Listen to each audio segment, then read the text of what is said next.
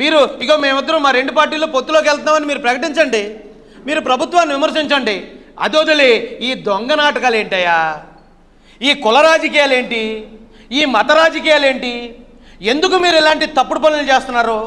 మొన్న ఎక్కడో ఒక సాయి కృష్ణ అని ఒక విషయం జరిగితే దాన్ని కాపులు రెచ్చగొట్టాలంటే ప్రయత్నించారు. అంతకుముందు ఒక ఆయనకి యాక్సిడెంట్ అయి చనిపోతే దాన్ని క్రైస్తవులు రెచ్చగొట్టడానికి ప్రయత్నించారు. ఇక్కడ పిఠాపురంలో స్కూల్లో చిన్నపిల్లల గొడవని కులాల గొడవలుగా చిత్రీకరించాలని ప్రయత్నిస్తారు. మల్లాంలో ఏదో జరిగితే దాన్ని కుల వెలి అని చెప్పి మీరు ప్రయత్నిస్తారు. ఏమండి, నేను ఇప్పుడు సవాల్ చేస్తున్నాను, ఇవన్నీ జరిగాయి కూటమి ప్రభుత్వంలో. కూటమి ప్రభుత్వంలో ఇన్ని అన్యాయాలు జరిగాయంటే రండి మనం డిబేట్ చేద్దాం. బాధితులు తీసుకురండి, మేము న్యాయం చేయిస్తాం. బాధితులు ఇచ్చిన కంప్లైంట్ మాకు బయటకు చూపించండి. ఎవరికన్నా అన్యాయం జరిగితే వాళ్ళు కంప్లైంట్ ఇస్తారు కదా, ఆ కంప్లైంట్ కాపీ ఉండాలి కదా. అక్కడ బాధితులే ఉండరు, బాధితులు వైసీపీ వాళ్ళే, పోరాడేవాళ్ళు వైసీపీ వాళ్ళే, ఆ కుల నాయకులు వైసీపీ వాళ్ళే, ఆ మత నాయకులు వైసీపీ వాళ్ళే. ఏంట్రా బాబు అంటే ఎవడన్నా ఒక క్యారెక్టర్ వేస్తాడు, రెండు క్యారెక్టర్లు వేస్తారు. ఏటే బాబు దశావతారం, ఒక్కొక్కడు దశావతారం వేస్తున్నారేంటారు నాయన. మీరు రాజకీయం చేయాలంటే పార్టీలుగా మాట్లాడండి. జాడ శ్రవణ్ కుమార్కో లేకపోతే ఈ ప్రశ్నారావుని వీళ్ళందరూ పెయిడ్ ఆర్టిస్టులు, డౌట్ లేదు అందులో. వీళ్ళందరినీ ఆడించే కీ మాస్టర్ జగన్మోహన్ రెడ్డి గారు. అటు కాపులు రెచ్చగొడతారు పక్కన, ఇంకో పక్కన క్రైస్తవులు రెచ్చగొడతారు, ఇంకొక పక్కన ఎస్సీలు రెచ్చగొడతారు. చెడ్డ పేరేమో మా కులాలకి మతాలకి. ఒకవేళ దీనివల్ల ఏదైనా లబ్ధి జరిగితే జగన్మోహన్ రెడ్డి గారికి. భలే ఉందండి. అయ్యా మాకే తెలియదండి ఇప్పుడు దాకానే. మేము అడుగుతున్నాం ఈ రోజున. ఆ రావణ్ అనే ఆయన మొన్న అక్కడ కొన్ని కామెంట్లు చేశాడు. ఈ రాష్ట్రంలో ఎన్నో అన్యాయాలు జరిగిపోతున్నాయి అన్నాడు. రెండో మంచి చర్చిందాం రండి. నిజంగా అన్యాయాలు జరిగితే, చంద్రబాబు నాయుడు గారు ప్రభుత్వంలో అన్యాయాలు జరిగితే, ఏమైనా ఏ ఎమ్మెల్యే అన్నా ఎమ్మెల్సీ అన్నా డెడ్ బాడీ ఏదన్నా డోర్ డెలివరీ చేస్తే, లేకపోతే ఏ ఎమ్మెల్యే అన్నా సరే శిరోముండనం చేస్తే, ఏ ఎమ్మెల్యే అన్నా ఎవరన్నా చంపేస్తే రండి. న్యాయం జరగకపోతే రండి, మేము ఉన్నాం కదయా, మేము మాట్లాడుకుంటాం, మేము న్యాయం చేస్తాం. బాధితులు ఉండరు, కుటుంబ సభ్యులు మాట్లాడరు, కానీ వీళ్ళొచ్చి కుల రాజకీయాలు మత రాజకీయాలు చేస్తున్నారండి. అది చాలా బాధాకరం. ఈ రోజున ఒక ఆయన ఒక యూట్యూబ్లో మాట్లాడే ఆయన తప్పు మాట్లాడాడు అని మీకు కేసు పెట్టారు. ఏమంటే నిజంగా ప్రభుత్వం చేసింది అంటున్నారు. ప్రభుత్వం చేస్తే పొద్దున్న అరచేస్తే సాయంత్రం బెయిల్ వచ్చేలా పెడతారా ప్రభుత్వ ఇన్వాల్వ్మెంట్ ఉంటే? ఈ ప్రభుత్వం అలాంటి ప్రతీకార చర్యలు కానీ ప్రతీకార అరెస్టులు కానీ చేసే ఉద్దేశం లేదు. చట్టపరంగా నువ్వు తప్పు మాట్లాడితే దానికి తగ్గ శిక్షనే పెడతారు తప్ప.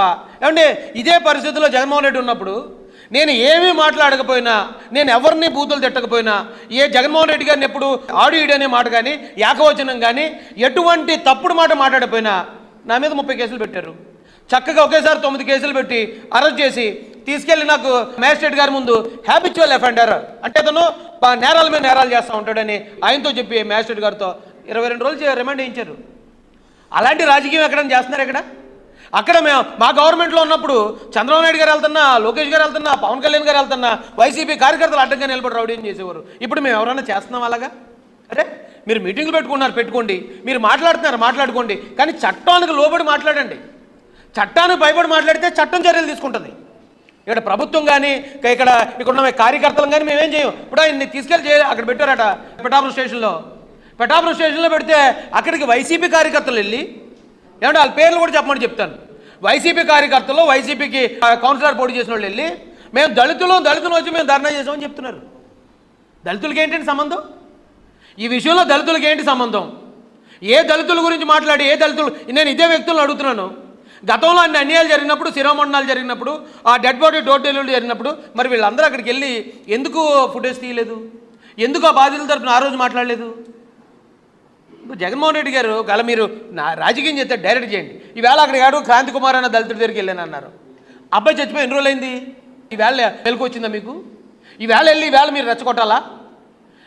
దానికి కారణమైన సీఏ గారిని సస్పెండ్ చేశారు, ఆయన మీద కేసు కూడా పెట్టారు గవర్నమెంట్. మరి ఇంకేం చేయాలి? ఎందుకండి ఇలాంటి అరాచకాలు? ఒక పక్కన చంద్రబాబు నాయుడు గారు, లోకేష్ గారు, పవన్ కళ్యాణ్ గారు రాష్ట్రాన్ని ఎలా అభివృద్ధి చేయాలని వాళ్ళు వెళ్తూ ఉంటే ఏంటి ఈ పనికిమాల గొడవలన్నీ తీసుకొచ్చి ఈ రాష్ట్రంలోకి వేరే పనే లేదన్నట్టు ఎందుకు ఇంత అశాంతి క్రియేట్ చేస్తున్నారు రాష్ట్రంలో? ఇదే జాడ శ్రవణ్ కుమార్ అనే వ్యక్తి గతంలో ఒక ఇంటర్వ్యూలో మాట్లాడుతూ, కావాలంటే అది కూడా ఉందని చూపిస్తాను. ఏమంటే మీరు ఎందుకు చంద్రబాబు నాయుడు గారిని మీరు వ్యతిరేకిస్తున్నారు? చంద్రబాబు నాయుడు గారిని మీరు సీట్లు అడిగారట, ₹1 అడిగారట సీటుకి, అది నిజమేనా అని ఒక జర్నలిస్ట్ గారు అడిగారు మీలాంటి ఆయన. నేను అడిగింది ₹1 కదా, 5 కోట్లు అడిగాను అన్నాడు. ఉందండి, అది కూడా ఉందండి, అది కూడా చూపించేస్తాను ఉండండి. అంటే 5 కోట్లు నీకు ఇవ్వనందుకు, నువ్వు అడిగిన సీట్లు బ్లాక్మెయిలింగ్, నీకు డబ్బులు ఇవ్వనందుకు, నీకు సీట్లు ఇవ్వనందుకు నువ్వు ఈ రోజున ప్రభుత్వాన్ని ఇలా కులం గొడవలో మతం గొడవలో రేపి అన్యాయంగా ప్రభుత్వంలో అశాంతి క్రియేట్ చేద్దాం. నువ్వు అసలు జడ్జిగా చేసి రిటైర్ అయ్యాను, నీకు తెలిసిన లా ఇదేనా ఒక జ్యుడిషియరీ నుంచి వచ్చిన వ్యక్తి చేయాల్సిన పని? ఇప్పుడు నేను కాదంటలేదండి, ప్రభుత్వం ఏం తప్పులు చేస్తే మీరు అడగండి, నేను కాదంటలే. కానీ తప్పులు చేయకపోయినా మేము తప్పుల్లా చూపిస్తాం.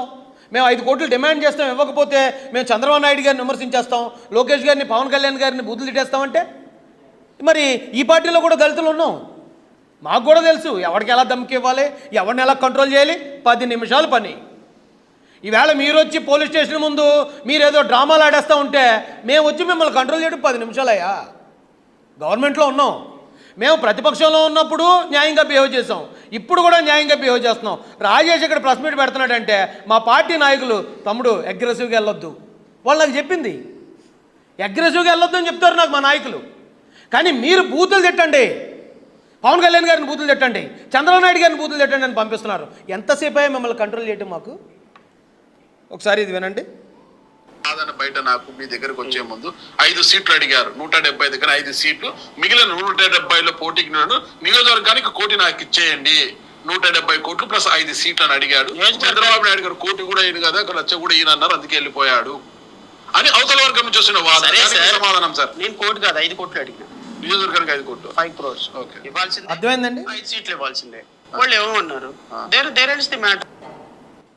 5 కోట్లు ఇవ్వాల్సిందే, 5 సీట్లు ఇవ్వాల్సిందే, వాళ్ళు ఏమన్నారు, దేర్ అండ్స్ ద మ్యాటర్. అందుకని లేని గొడవలు క్రియేట్ చేస్తాం, లేని కుల ఘర్షణలు క్రియేట్ చేస్తాం, లేని ఇంత పబ్లిక్గా చెప్తున్నాడు ఇతను.